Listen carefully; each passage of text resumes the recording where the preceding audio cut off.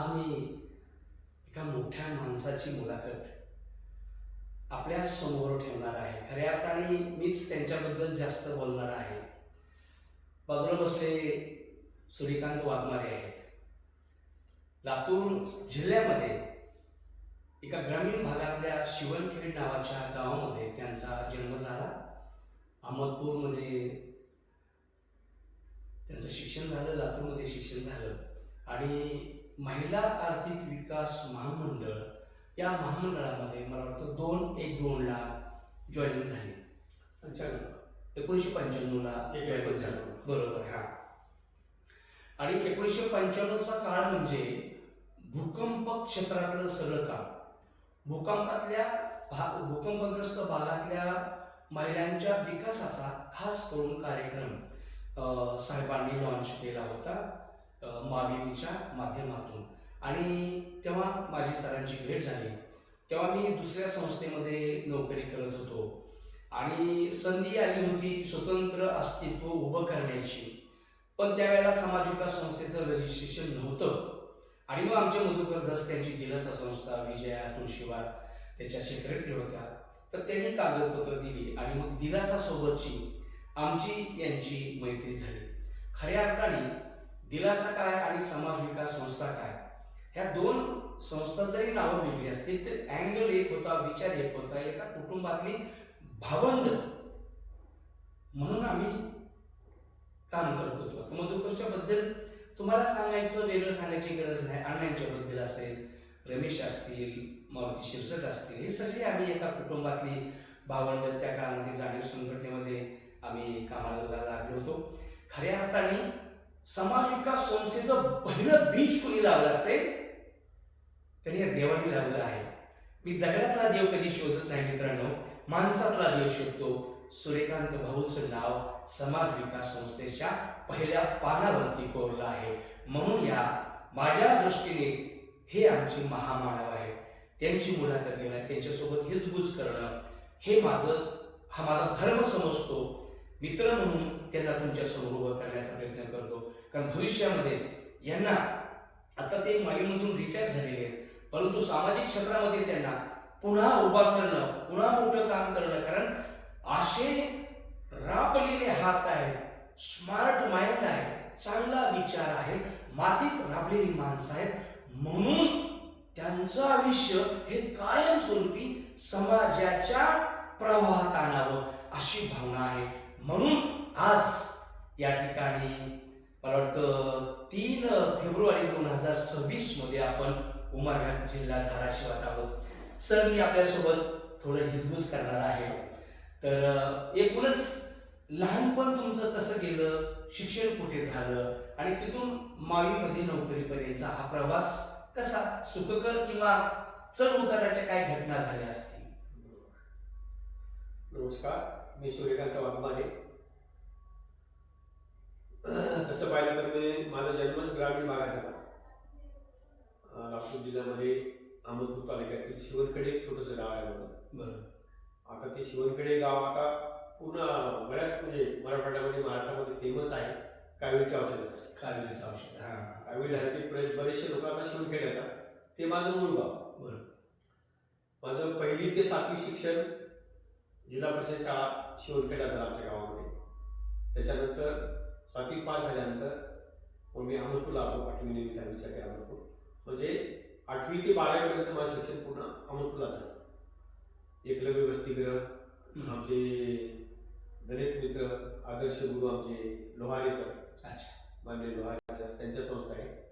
यशवंत विद्यालयामध्ये मी 8वी ते 10वी झालो. बरोबर. त्याच्यानंतर महात्मा गांधी महाविद्यालय अहमदपूरला 12वी झाली. हो. त्याच्यानंतर पूर्वीपासूनच समाजकार्याची आवड असल्यामुळं, लोकांमध्ये राहण्याची आवड असल्यामुळं, समाजाचं दुःख जवळून पाहिल्यामुळं बरोबर. मग समाजासाठी काहीतरी करावं, समाजासाठी आपल्याला काहीतरी करता येईल काय विचारत असतानाच योगायोगानं महात्मा बसवेश्वर महाविद्यालय लातूरला BSW सुरुवात झाला होता. बरोबर. Bachelor of social work. बरोबर. नवीन 12वी नंतरची 3 वर्षाची डिग्री आहे, समाजकार्यातली पदवी. हो. हो. ते झाल्यामुळं माझं तिकडं ॲडमिशन झालं.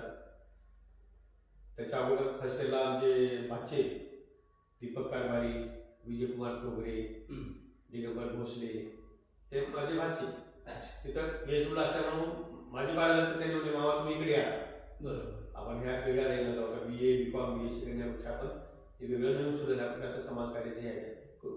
हो. मग माझं BSc झालं 87-88 माझं BSc झालं.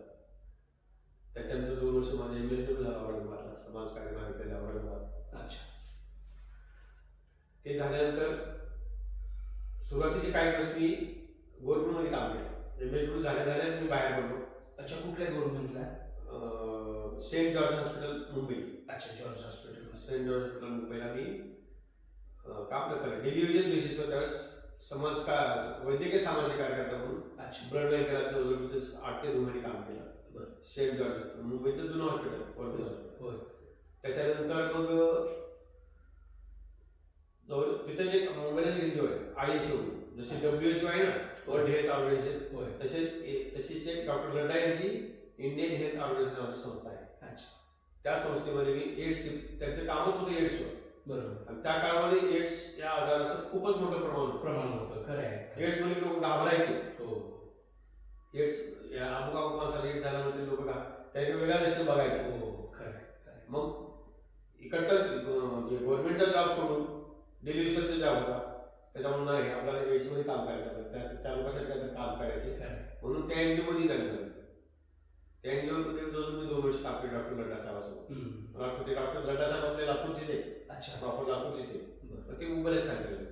त्यांची ISO नावाची संस्था खूप मोठी संस्था आहे आणि एड्स या आजारावर खूप मोठं चांगलं काम आहे.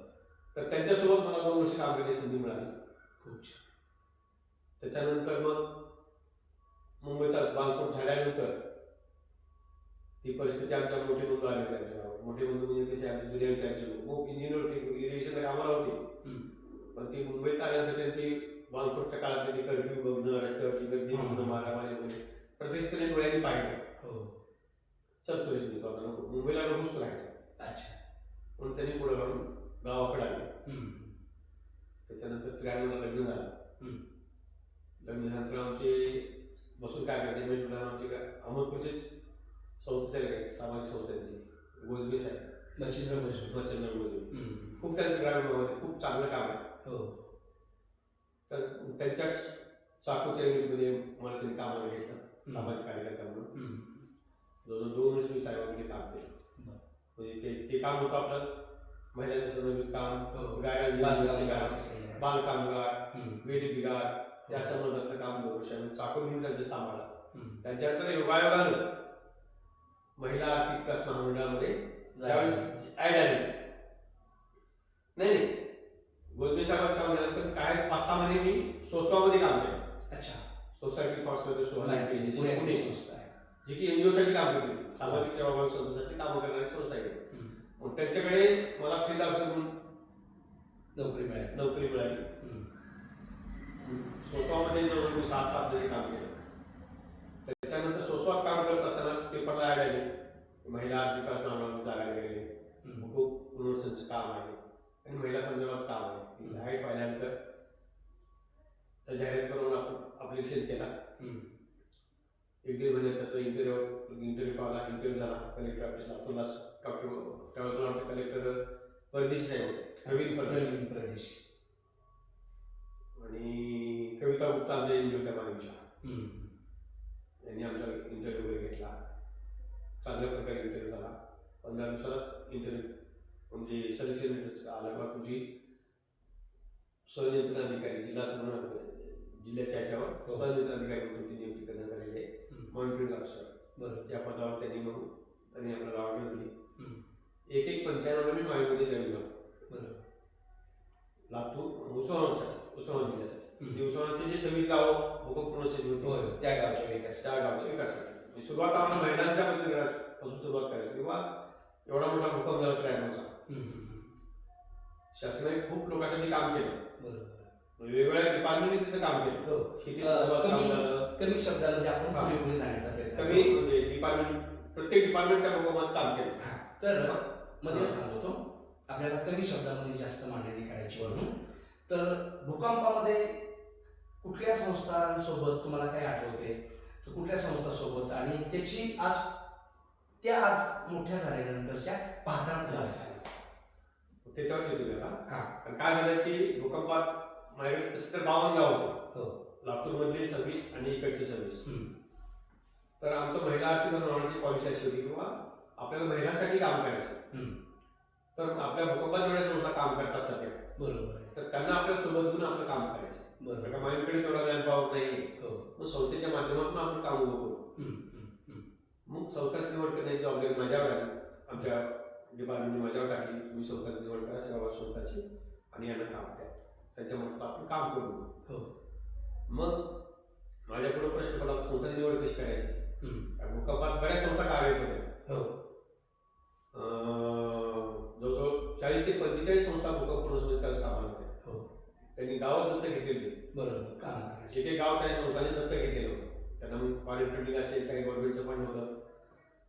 मग असंच काम करता करता संस्थाची निवड करता लातूर जिल्ह्यासाठी 4 आणि उस्मानाबाद जिल्ह्यासाठी 4 असे 8 संस्थांची निवड माझ्याकडून झाली. माझ्या हातात करण्यात आली. त्याच्यामध्ये महत्वाची संस्था आहे जी दिलासा, त्याच्यानंतर पर्याय अन्नाची तोडकरांना, मग आम्ही त्यांना अन्न होतो तोडकरांची पर्याय, जी काय आता कळबला कार्यरत आहे. त्यावेळेस पण कळबलाच कार्यरत होती. बरोबर. त्याच्यानंतर औरंगाबादची एक संस्था होती, जन विकास परिषद असते, त्यांना मला आठवत नाही. शिंदे होते कॉर्डिनेटर. शिंदे कॉर्डिनेटर होते. आणि त्याच्यानंतर लातूरची एक संस्था होती, बाल विकास संस्था, बदामी साहेब, बदामी सरांची, मनोहर बदामी यांची संस्था. अशा 4 संस्था लातूर जिल्ह्यासाठी, उस्मानाबादसाठी, आणि 4 संस्था लातूरसाठी. त्याच्यामध्ये मला वाटतं की रमाकांत कुलकर्णीची सहयोग नावाची संस्था, रमाकांत कुलकर्णी, बरोबर, त्यांची मेन शाखा त्यांची ते परभणीला काहीतरी आहे. नाही, मुख्य इकडेच काय आहे. त्याच्यानंतर स्त्री आधार केंद्र होतं. होय. आणि नारी प्रबोधन मंच, अशा संस्था, आणखी अशा 8 संस्थांची निवड झाली होती. बरोबर. खरं सांगायचं म्हणजे मला आता आनंद असा होतो, आता तुम्हाला पाहिल्यानंतर किंवा बाकीच्या लोकांचे सगळं तुमचं बघितलं नाही का, भूमिपुत्र आली, बाकी सगळे अनेक फायनान्शियल वगैरे, अनेक फायनान्शियल वगैरे खूप बोलून येते. कारण का ज्यावेळेस 95 काळ होता आपला, त्यावेळेस त्या संस्था खूप नवीनच होत्या. बरोबर. कोणाचं रजिस्ट्रेशन होतं, कोणाला थोडं म्हणजे 6 वर्ष होत्या. फॉरेन फंडिंगचं काही नव्हतं त्यांच्याकडे, त्यांनी दुसऱ्या संस्थेकडे ते काम करत होते. मग आपण म्हणलो आपण का जुन्या संस्थांना सोबत घेण्यापेक्षा ह्या नवीन लोकांना का सोबत घेऊ. आणि हे सगळे लोक ऍक्टिव्ह आहेत बरं का, खूप खूप ऍक्टिव्ह, सामाजिक ज्ञानाच्या बाबतीत, सगळ्याच बाबतीत. बरोबर. मग म्हणून तो एक संस्था दिलासा तर पूर्ण नवीनच होती. बरोबर. 1 वर्षाची अन्नाची संस्था, कोणकर साहेबांची संस्था नवीन होती. बदामी साहेबांची संस्था नवीन, त्याची युनिट बाकी चालत होती अपंगाच्या याच्यावरची, पण या फील्डमध्ये बदामी साहेब पण नवीन होते. अशा सगळ्या नवीन संस्थांना सोबत घेऊन कामाला सुरुवात केली. माइंडचं काम तुमच्या सगळ्या एनजीओच्या लोकांनी एवढं मस्त राबवलं होतं त्या काळामध्ये. खूप चांगल्या पद्धतीने महिला संघटित, आणि महिला तोच प्रश्न होता की एवढ्या दुःखाच्या डोंगरातून महिलांना बाहेर कसं काढायचं. कारण पुरुष लोकांची गोष्ट वेगळी होती साहेब. सकाळी उठले, जेवण काम केले, बाहेर पडायचे, बस स्टँडवर स्पीडवर टाइमपास करून गेले. पण महिला पण जायचं, कुणाचा नवरा मिळाला, कुणाचा मुलगा मिळाला, कुणाची आई मिळाली, कुणाचा पती मिळाला, आपला भाऊ मिळाला. ह्या दुःखातून त्यांना बाहेर काढण्यासाठी मायमची काही संकल्पना असेल किंवा त्यांना आपण घराच्या बाहेर काढलं पाहिजे. काढायचं कसं, तर माध्यम काय, तर बचत गटाचे माध्यम होतं, त्याला बाहेर काढलं. आणि 4 चौघी एकत्र आल्यानंतर मग ते थोडं दुःख विसरायला मदत होती. ही संकल्पना मेन होती. मध्येच 1 मिनिटाचा गॅप घेऊन पुन्हा आपण आपल्या कुटुंबाकडे वाढायचा प्रयत्न करू. मित्रांनो, भूकंप झाला. भूकंपामध्ये 10,000 लोकांना स्वतःची प्राण गमावे लागले.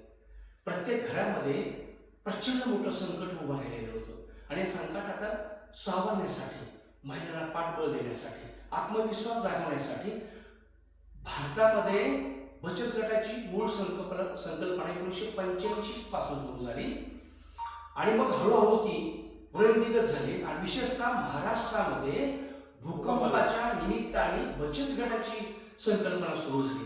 पत्र्याचा डबा सुद्धा आमच्याकडे नव्हता. दुसऱ्यांच्याकडे मोफत राहून, आता नांदराव भोसलेंची आठवण आल्याशिवाय राहत नाही. माथोळ्यातले कमलाकर भोसले असतील, त्यांचे वडील असतील, अशा सगळ्या मंडळींनी आम्हाला निवासाची सोय केली, भाजीपाल्याची सोय केली. भारती भोसले आता त्या कैलासवासी झालेल्या आहेत, आता त्या हयात नाही, पण त्या माऊलींनी खूप मोठी ताकद दिली. तर अशी अनेक महिला पुढे आल्या. बचत गटाचं खातं काढायचं तर बँकेत कोणी जावं, बँकेत कुणीच नाही जावं, बाहेर कसं बँकेत जावं, हा विचार इतका अधोगतीचा होता. आता आपण बचत गटाचं जाळं पाहतो आहोत. प्रत्येक घरामध्ये बचत गटाच्या माध्यमातून महिला पुढे आलेल्या आहेत आणि मला वाटतं त्या सगळ्या प्रक्रियेचा मानबिंदू सूर्यकांत वाघमारे आहेत. नाही रे, तसं मानबिंदू म्हणतात तसं मावी माझ्या माझ्या हातून एक तेवढी सेवा घडली. खरंय. मला नवीन एनजीओ साठी नवीन संस्थासाठी काहीतरी करता आलं बरोबर. ते आणि हे आता मला तुम्ही सगळं तुमचं वैभव पाहून खरंय खरंय. मला खूप आनंद वाटतो आणि हेच भरून पावला झालं मला. बरोबर. आता कौटुंबिक विभागाकडे आपण जाऊ.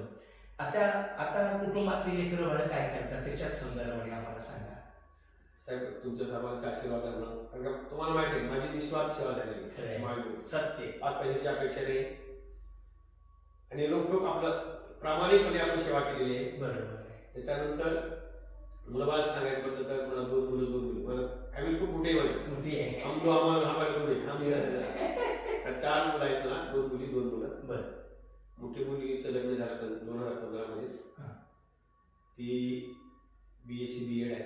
बरं. मॅथ. ती अबॅकसचे क्लास चालवते गोलटाकडूनच. हं. ती स्वतः पायावर आहे. तिचे मिस्टर म्हणजे मोठे जावे म्हणजे संजीवनी महाविद्यालय चाकूर इंजिनिअरिंग कॉलेज आहे तिकडे तिकडे सर्विसला. हां. 2 नंबरची मुलगी नरसी नायगावमध्ये नांदेड जिल्ह्यात. ती पण आता ह्या ऑगस्टमध्ये पवित्र पोर्टल मार्फत लागली शाळेवर माध्यमिक शिक्षक म्हणून. खूप छान. तिचं पण MSc मॅथ आहे. बरं. छोटे जावळीचा बिझनेस आहे. हं. चांगल्या पद्धतीचा बिझनेस आहे त्याचा. कलर्स एजन्सी आहे, बरं. मेडिकल आहे, हॉटेल आहे. चांगलं आहे. मोठा मुलगा जो आहे मला प्रसाद नावाला, हं. त्याचं MSc मीडिया झालेलं आहे. बरं. 1 वर्ष त्यांनी गोरेगाव फिल्म सिटीमध्ये काम केलं वा. मुंबईला. छान. पण ते मुंबईचं वातावरण त्याला काही सूट नाही झालं. बरं. त्याच्यामुळे ती जॉब सोडून त्यांनी आता स्वतःच त्याच लाईनचा त्यांनी बिझनेस सुरू केलाय. बरं. स्वतःची ॲड एजन्सी आहे त्याची स्वतःची. लातूरमध्ये. लातूरमध्ये डायरेक्ट कॉलेजच्या गेटलाच ऑफिस आहे स्वतःचं त्याचं. खूप छान. 2 मुलं त्याच्याकडे 2 मुलं हाताला कामाला आहे. बरं. सध्या त्याचं मीडियाचं काम चालू आहे. खूप छान. छोटा जो मुलगा आहे तो आता 1 वर्षापूर्वी एअर इंडियामध्ये लागलेला आहे. खूप छान. इंडिगो एअरलाईनमध्ये. असं सगळं सुखद सुखी कुटुंब आहे. मित्रांनो सर्व तुमच्या सर्वांच्या आशीर्वादाने सगळ्या व्यवस्थित आहे. खूपच छान. मार्च 24 मध्ये रिटायर झालो. बरोबर. आणि तुम्हाला माहिती आहे आपल्याकडे काही महामंडळ याच महामंडळाला महिला आर्थिक महामंडळालाच नाही हां. तर महाराष्ट्रातल्या कुठल्याही महामंडळाला जवळ 52-53 महामंडळ महाराष्ट्रामध्ये हो. शासनाचे. हो. तर कुठल्याही महामंडळाला पेन्शन नसतं. अच्छा. काही फंड्स वगैरे असा काहीच मिळतो का? काहीच नाही. हा रिटायर होताना जे परमनंट होत आहे त्याच्यामध्ये हो. त्यांना मिळतं. पण अच्छा. तुम्हाला माहिती आहे आमचं 58 कमी केल्यानंतर आम्ही कोर्टात गेलो. हां. कोर्टातून नंतर परत कोर्टाचा निकाल लागला पहिला 2004 ला. हो. त्याच्यानंतर परत डिपार्टमेंटने पुढे अपील केलं. हो. तो निकाल आपल्यासारखा लागला. त्याच्यानंतर 2005 ला डिपार्टमेंटमध्ये महिला आरक्षण आणि हायकोर्टामध्ये अपील केलं. अच्छा. ते मॅटर आणखी चालूच आहे. हां. जर त्याच्यात जर काही झाला आता ह्या निकाल परिस्थितीत तर 4 पैसे माफी मिळू शकतात आपल्याला. अच्छा.